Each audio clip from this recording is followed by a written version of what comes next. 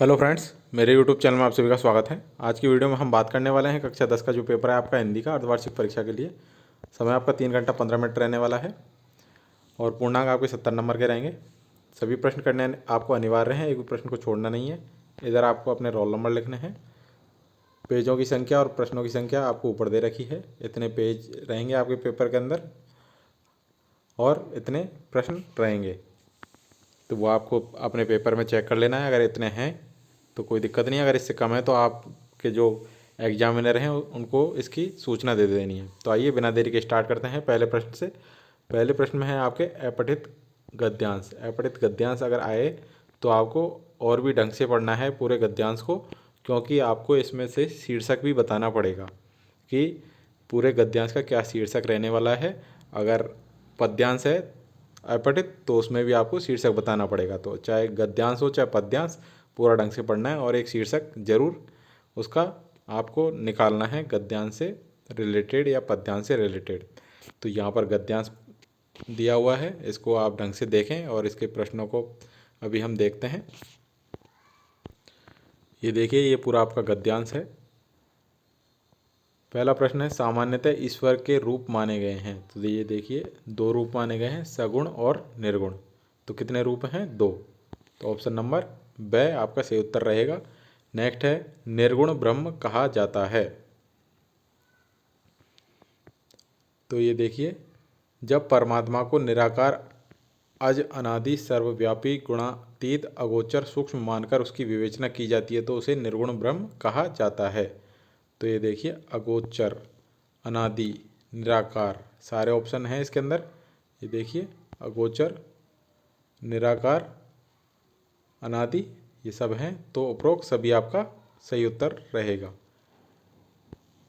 Next है, जब ब्रह्म आकार धारण कर नाना प्रकार के कृत्य करता है तो कहलाता है।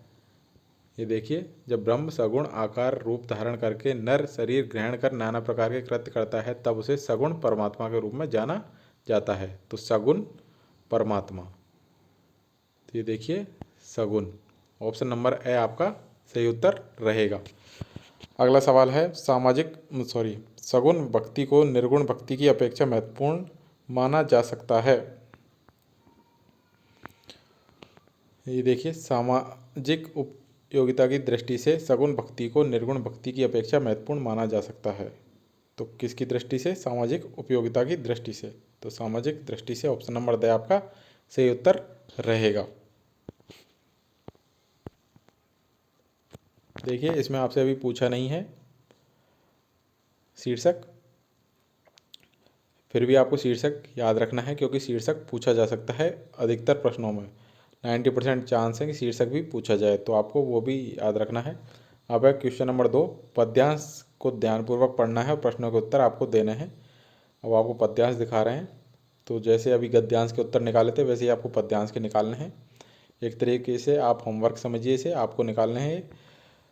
और अगर आपको किसी भी सब्जेक्ट में दिक्कत आ रही हो तो हमारा व्हाट्सअप नंबर है 7877896648। आप हमें बेझिझक मैसेज कर सकते हैं, कोई भी फालतू का मैसेज नहीं करेगा। और क्लास 10th के व्हाट्सअप ग्रुप का लिंक हमने डिस्क्रिप्शन में दे रखा है, ग्रुप में ज्वाइन हो जाइए। सारी अपडेट PDF वगैरह आपको ग्रुप में मिल जाती है। व्हाट्सअप ग्रुप में सारी समस्याओं का हल किया जाता है, तो टेंशन ना लें। बस एक काम आपको करना है, जिन्होंने भी चैनल को सब्सक्राइब नहीं किया है चैनल को सब्सक्राइब करके रखें, नोटिफिकेशन बेल को ऑन करके रखें, जिससे आपको हर वीडियो की अपडेट टाइम से मिल सके। अब प्रश्न के 2 का पद्यांश दिखा देते हैं आपको पूरा। ये देखिए, ये आपका पूरा पद्यांश है और इसके प्रश्न है। पहला है, निम्न कविता कौन सा भाव प्रस्तुत कर रही है। दूसरा है, कुछ जल के कण ढुलक रहे होंगे, यह उक्ति किसके संबंध में कही गई है। थर्ड नंबर क्वेश्चन है, पथ भूल न जाना पथिक कहीं, पंक्ति में पथिक कौन है। नेक्स्ट है 4 नंबर, पल भर भी पढ़ असमंजस का अर्थ क्या है। अब है प्रश्न संख्या 3, जिसमें आपको रिक्त स्थानों की पूर्ति करनी है। पहला है, जिस संज्ञा शब्द से किसी एक जाति, किसी एक वर्ग या समूह की सभी वस्तुओं का बोध होता है उसे क्या कहते हैं। उसे कहते हैं जातिवाचक संज्ञा। नेक्स्ट है, उत्सा कविता के रचयिता कौन है। थर्ड है, कामायनी किसके द्वारा रचित काव्य कृति है। 4 नंबर है, जो शब्द संस्कृत से हिंदी में बिना परिवर्तन के अपनाए गए हैं वो क्या कहलाते हैं। 5 नंबर है कर्म के आधार पर क्रिया के कितने भेद होते हैं। और 6 नंबर है संज्ञा एवं सर्वनाम शब्दों की विशेषता बताने वाले शब्द को क्या क्या कहलाते हैं। वो कहलाते हैं आपके विशेषण। नेक्स्ट है 4 नंबर प्रश्न, जिनके अब जो इतने भी प्रश्न पूछे जाएंगे प्रश्न के 14 तक, वो उनके प्रश्न उनके उत्तर आपको एक शब्द में देने हैं या फिर एक पंक्ति में देने हैं। 4 नंबर प्रश्न है भाववाचक संज्ञा किसे कहते हैं, लिखिए। 5 नंबर है दीर्घ संधि के 2 उदाहरण लिखिए। 6 नंबर है यथाशक्ति एवं नीलकमल शब्द में कौन से प्रत्यय हैं बताइए। 7 नंबर है दो टूक बात करना मुहावरे का अर्थ लिखिए। 8 नंबर है विश्वामित्र किनके गुरु थे। 9 नंबर है ऐतिहासिक शब्द में कौन सा प्रत्यय है। 20 नंबर है दंतुरित मुस्कान से कवि का क्या आशय है। 11 नंबर है रामचरितमानस ग्रंथ किस कवि द्वारा रचित है। 12 नंबर है सूरदास की भक्ति किस प्रकार की मानी जाती है। 13 नंबर प्रश्न है आ उपसर्ग से 2 शब्दों की रचना कीजिए। 14 नंबर है पद किसे कहते हैं। 15 नंबर है गुणवाचक विशेषण के 2 उदाहरण दीजिए। 16 नंबर है गोपियों के अनुसार राजा का धर्म क्या होना चाहिए। 17 नंबर है हालदार साहब पहले मायूस क्यों हो गए थे। अभय भाग ब। प्रश्न के 18 में आपको 2 पद्यांश दे रखे हैं, दोनों में से किसी एक की आपको सप्रसंग व्याख्या करनी है। ये आपका दूसरा पद्यांश है, दोनों में से किसी एक की करनी है आपको, जो भी आपको ढंग से आता हो वो। प्रसंग 19 के अंदर भी आपको 2 गद्यांश दे रखे हैं, दोनों में से किसी एक की सप्रसंग व्याख्या करनी है। ऊपर पद्यांश था, नीचे गद्यांश है, जो आपको ढंग से आता हो उसकी सप्रसंग व्याख्या करें। अब है प्रसंग 20 से आगे, जिनके उत्तर आपको 30 से 50 शब्दों में देने हैं। प्रसंग 20 है लेखक को नवाब साहब के इन हाव भावों से महसूस हुआ कि वे उनसे बातचीत करने के लिए तनिक भी उत्सुक नहीं हैं। नेक्स्ट है एक कहानी यह भी पाठ के आधार पर बताइए कि लेखिका के अपने पिता से क्या वैचारिक मतभेद थे। 22 नंबर है परंपरा के उन्हीं पक्षों को स्वीकार किया जाना चाहिए जो स्त्री पुरुष समानता को बढ़ाते हों। तर्क सहित उत्तर दीजिए। 4 नंबर प्रश्न है इससे पहले है प्रातः ही जगावत गुलाब चटकारी दे, इस पंक्ति का भाव स्पष्ट कीजिए। 23 नंबर है जॉर्ज पंचम की नाक लगने वाली खबर के दिन अखबार चुप क्यों थे। 24 नंबर है मुस्कान और क्रोध भिन्न भिन्न भाव हैं, इनकी उपस्थिति से बने वातावरण की भिन्नता का चित्रण कीजिए।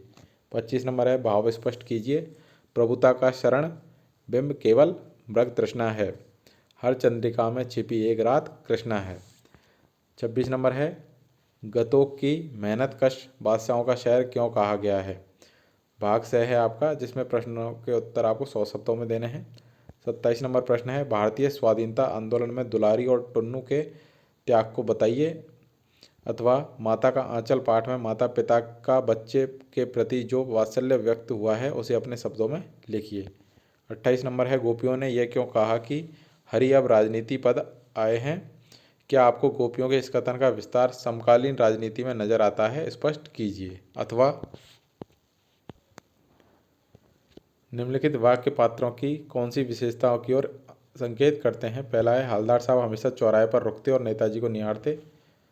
नेक्स्ट है पान वाला उदास हो गया, उनसे पीछे मुड़कर मुंह का पान नीचे थूका और सिर झुकाकर अपनी धोती के सिरे से आंखें पोंछता हुआ बोला साहब कैप्टन मर गया।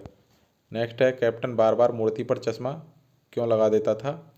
29 नंबर प्रश्न है राजकीय उच्च माध्यमिक विद्यालय भैंसानी के चित्रकला छात्रों द्वारा बनाए गए चित्रों की बिक्री हेतु विज्ञापन लिखिए, अथवा स्वयं को बूंदी का निवासी नमन मानते हुए अपनी बहन को ससुराल में स्वयं के स्वास्थ्य का ध्यान रखने हेतु एक पत्र लिखिए।